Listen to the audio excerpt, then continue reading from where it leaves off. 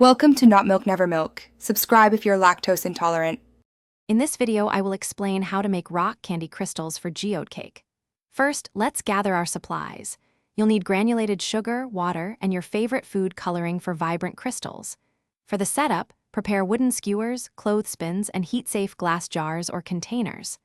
Cleanliness is key, so make sure all your tools are spotless.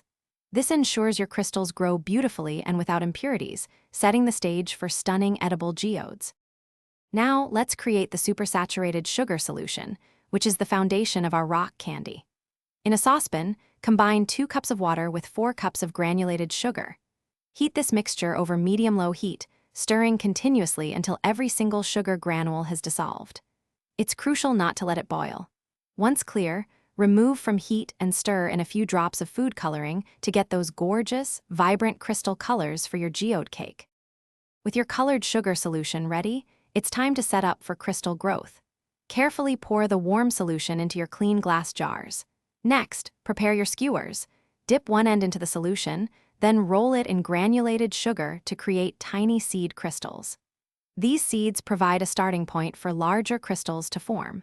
Suspend each sugared skewer in the solution using a clothespin, ensuring it doesn't touch the bottom or sides. Cover loosely and let it sit undisturbed for 5 to 7 days. After patiently waiting 5 to 7 days, your beautiful rock candy crystals are ready for harvest. Gently remove each skewer from the sugar solution. You'll see stunning crystal formations. Place them on a wire rack over parchment paper to air dry completely for several hours, ensuring they are firm.